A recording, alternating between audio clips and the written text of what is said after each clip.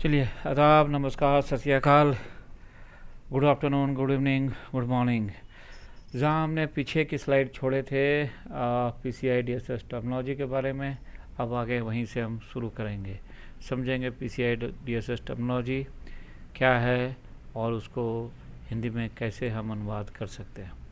तो PCI DSS terminology, that is PCI DSS शब्दावली and PCI DSS dictionary, जो भी आप समझ लें, उसके एक एक जो वर्ड यूज़ होते हैं उसके मीनिंग समझेंगे हम लोग। इस द फर्स्ट वन है access control mechanism that limits availability of information or information processing resources only to authorized persons or applications.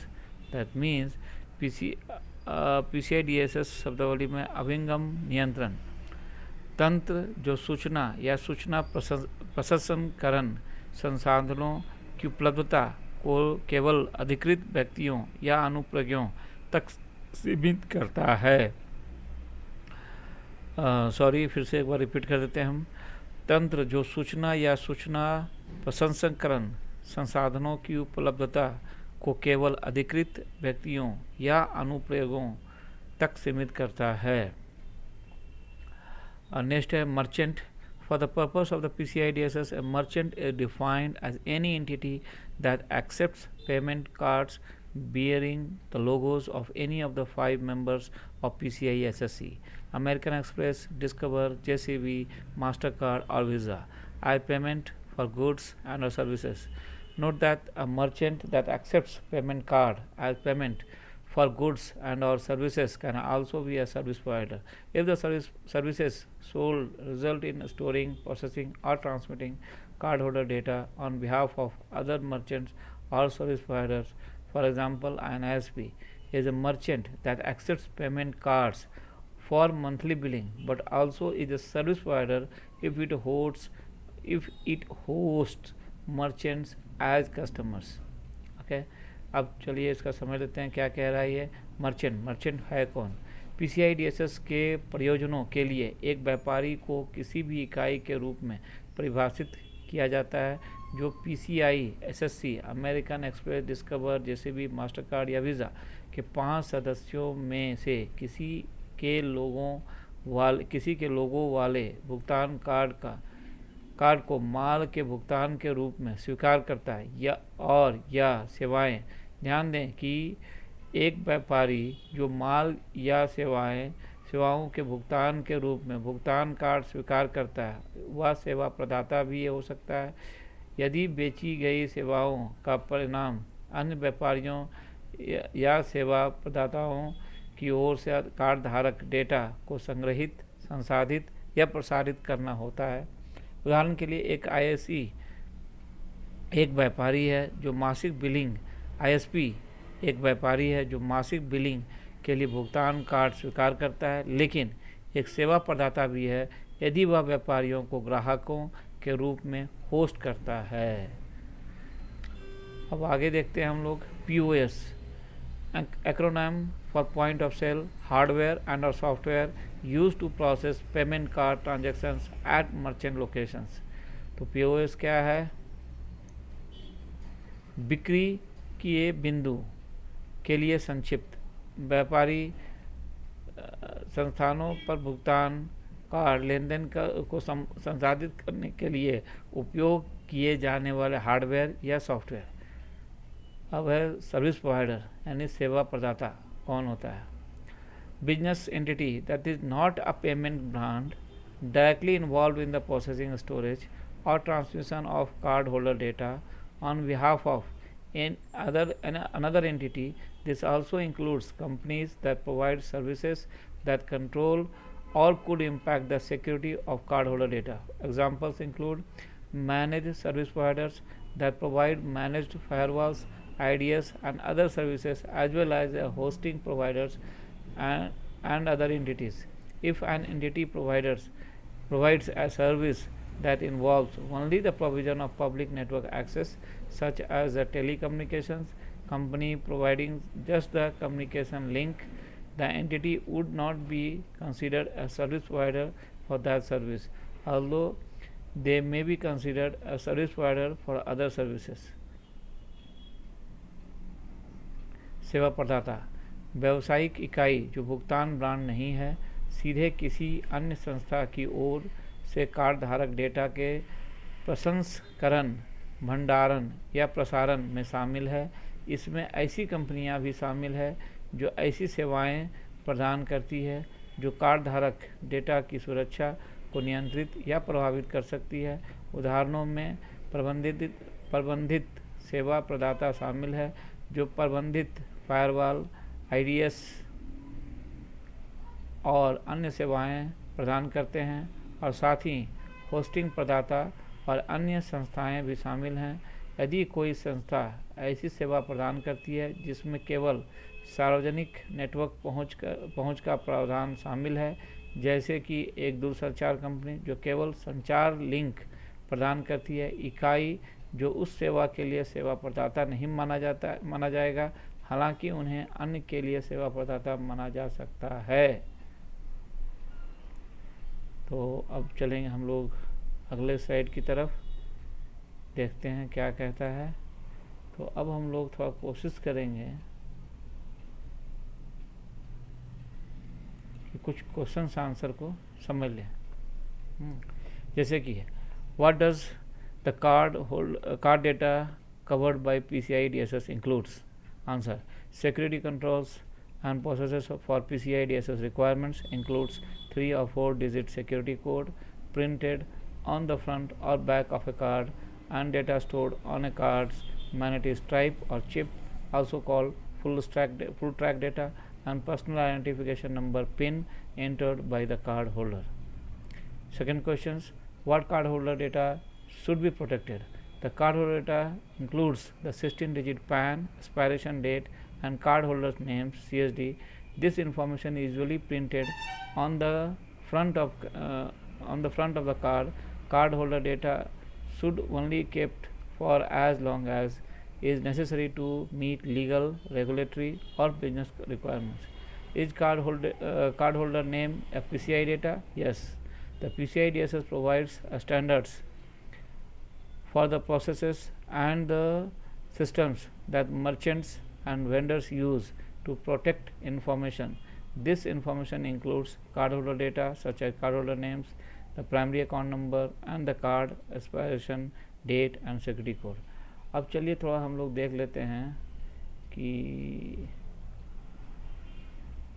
जो रिक्वायरमेंट्स हैं PCI DSS के वो क्या हैं, ठीक है, और उसका एक्सप्लेनेशन जो सबसे इम्पोर्टेंट पार्ट है इसको पहले हम लोग देख लेते हैं, ठीक है। तो जो रिक्वायरमेंट्स हैं वो 12 रिक्वायरमेंट्स हैं। अभी इसका थोड़ा मैं ट्रांसलेशंस तो रिक्वायरमेंट्स उसको देख लेते हैं क्या कह रहा है वो, ठीक है। तो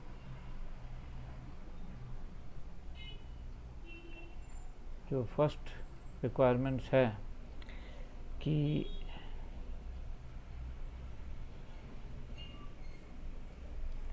फर्स्ट रिक्वायरमेंट्स है जो ऑब्जेक्टिव है build and protect a secure network.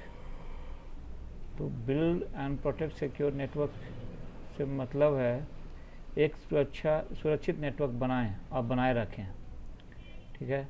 तो उसमें फर्स्ट रिक्वायरमेंट है install and maintain a firewall to protect your card holder data, and second requirement that do not use the vendor's default values for device password and other security parameters।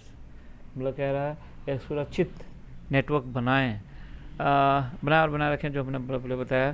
Card धारक data को सुरक्षित रखें, मतलब इसमें ये कहने की कोशिश कर रहा है इन्होंने कि एक अच्छा आप एक फायरवॉल इंस्टॉल करें और उसको मेंटेन करें। वो फायरवॉल चाहे सॉफ्टवेयर फायरवॉल हो सकता है, हार्डवेयर फायरवॉल हो सकता है, डिपेंडिंग ऑन द कितना बड़ा आपका बिजनेस है, किस तरह का रिक्वायरमेंट है, कितना उसमें एक्सेसिंग है, कितने सिस्टम्स हैं। अगर आपको छोटा है तो आप सॉफ्टवेयर फायरवॉल भी इंस्टॉल करके काम चला सकते हैं। लेकिन इम्पॉर्टेंट क्या है कि उस फायरवॉल को मेंटेन करना, उसके जो पॉलिसीज़ हैं वो उसको देखना, किस तरह से वो पॉलिसी हमें बाहर के जो अननोन लोग हैं वो उसको एक्सेस ना कर पाएँ, इस चीज़ को प्रिवेंट करता है या नहीं। और सेकेंड रिक्वायरमेंट कहती है do not use the vendor default, मतलब कि जो वेंडर्स के डिफ़ॉल्ट पासवर्ड दिए हुए हैं डिफ़ॉल्ट्स क्रेडेंशियल्स दिए हुए हैं उसको कभी भी हमें यूज़ नहीं करना है, वहीं का वहीं तुरंत का तुरंत चेंज कर देनी है, ठीक है। और सेकेंड रिक्वायरमेंट का ऑब्जेक्टिव कहता है प्रोटेक्ट कार्ड होल्डर डेटा, यानी कार्ड होल्डर डेटा को सुरक्षित करें। कैसे? तो थर्ड रिक्वायरमेंट है protect stored card holder data, मतलब जो कार्ड होल्डर डेटा जो आपके पास है उसको सुरक्षित रखें, ठीक है। फोर्थ वन कहता है encrypt the card holder data transmission over public networks, और ये कहता है कि जितने भी कार्ड होल्डर डेटा जो ट्रांसमिशन हो रही है एक नेटवर्क से दूसरी जगह, उस सारे डेटा इंक्रिप्ट होना चाहिए, यानी उसको अगर किसी ने एक्सेस भी किया तो कुछ नहीं समझ पाएगा क्यों डेटा पैकेट इंक्रिप्टेड है। तो ये ये फोर्थ सबसे इम्पॉर्टेंट रिक्वायरमेंट है कि डेटा जो भी फ्लो करे वो इंक्रिप्टेड हो, ठीक है।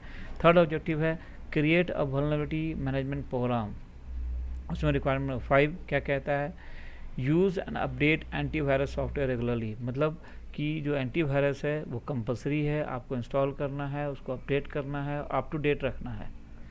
सिक्स्थ रिक्वायरमेंट है build and maintain secure applications and systems, आपको हमेशा बनाना है या सिक्योर एप्लीकेशन सिस्टम को सिक्योरिटी के लिए जो जो ज़रूरत है उस सभी चीज़ों को रखनी है, मतलब अगर आपको कैमरे की ज़रूरत है वो भी रखना है, सिक्योरिटी एप्लीकेशन जितनी ज़रूरत हैं, फायरवॉल सिस्टम्स जो सिस्टम फिजिकली या रिमोटली कैसे सिक्योर हो सकता है, वो सिक्योरिटी एक्सेस क्या है, अगर बाहर से कोई एक्सेस करा तो VPN होना चाहिए, ये सारी ज़रूरतें उसमें होनी चाहिए, सब चीज़ वो आपके मतलब नेटवर्क में ये अवेलेबल होना चाहिए।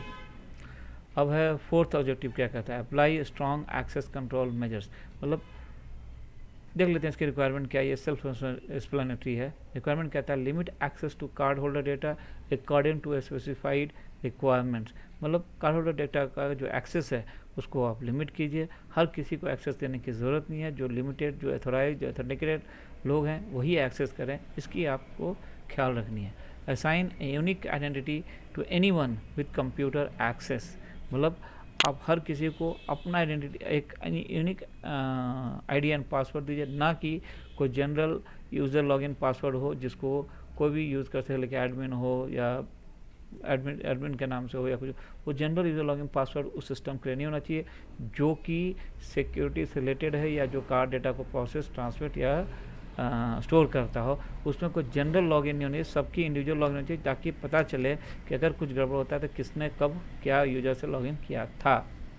Restrict physical access to card data, और फिजिकली भी जो सिस्टम हैं जो प्रोसेस कर रहे हैं या स्टोर कर रहे हैं वो फिजिकली भी सिक्योर होनी चाहिए कि हर कोई उसको एक्सेस ना कर ले, यानी सिक्योरिटी फिजिकल सिक्योरिटी उस रूम के अंदर या जो भी है बढ़िया से एक्सेस उसको स्टोर कर रखने की ज़रूरत है। अब रिक्वायर नंबर जो ऑब्जेक्टिव नंबर 5 है वो कहता है regularly monitor and test networks, उसमें जो रिक्वायरमेंट नंबर 10 है वो कहता है monitor and track all access to network and card holder data, कह रहा है कि जितने भी जो कार्ड होल्डर डेटा हैं उसके जो एक्सेस हो रहे हैं उस सभी को मॉनिटर करें, ट्रैक करें, उसको देखें कहाँ क्या एक्सेस, उसको ट्रैकिंग आपके पास होनी चाहिए, ठीक है, वैसा इक्विपमेंट आपके पास होना चाहिए, वैसा प्रोसेस होना चाहिए। रिक्वायरमेंट 11 कह रहा है कि test security systems and processes regularly, that is what it's saying, मतलब आप हमेशा जो स्कैनिंग करते हैं उसको स्कैन करके स्कैन रिपोर्ट आया, वल्नरेबिलिटी जो मिली उनको फिक्स करो और उसको कंटिन्यूस प्रोसेस में लगे रहो, यही कह रहा है जो हमने पहले भी पढ़ा था। अब ऑब्जेक्टिव नंबर 6 कहता है create a policy regarding information security, information security के लिए एक पॉलिसी का क्रिएट करना, मतलब रिक्वायरमेंट 12 कहता है establish an information security policy for employees and contractors, मतलब कह रहा है कि आप इंफॉर्मेशन सिक्योरिटी पॉलिसी का इस्टेब्लिश का संस्थापित करें, किसके लिए, जो एम्प्लॉयज़ के लिए भी हो और कॉन्ट्रैक्टर दोनों के लिए आप एक अच्छा सिक्योरिटी पॉलिसी होनी चाहिए जिसमें डूज एंड डोंट्स क्लियर होना चाहिए, क्या प्रोसेस क्लियर होना चाहिए, ठीक है। तो मोटा मोटी यही है। चलिए अब वहीं पे इस वीडियो को ख़त्म करते हैं। मुझे उम्मीद है कि आप लोगों को समझ में आया होगा, मज़ा आया होगा। अगर आपको किसी तरह का कोई और डाउट रहता है तो आप कमेंट सेक्शन में लिख सकते हैं, और मुझसे अगर मुझसे रीच करना चाहते हैं तो मेरा व्हाट्सअप नंबर जो है वो है 9113860326। ओके, चलिए इसी के साथ हम इसको आज यहाँ अपने सेशन को रोकते हैं और आगे की आपकी फीडबैक का इंतज़ार करेंगे। ऐसे ही प्यारे प्यारे वीडियो आए दिन आते रहेंगे और मैं कोशिश मेरी ये जारी रहेगी कि हर किसी तक ईजी से ईजी वे में जो भी रिलेटेड हम ट्यूटोरियल जो भी पढ़ रहे हैं, जैसे आज हम पढ़ रहे हैं PCI DSS के बारे में, इसके बारे में जो भी डाउट है आप कमेंट कीजिए, हम आपकी कोशिश करेंगे, आपको सॉल्व करेंगे और अच्छी तरह से समझने की कोशिश करेंगे। धन्यवाद।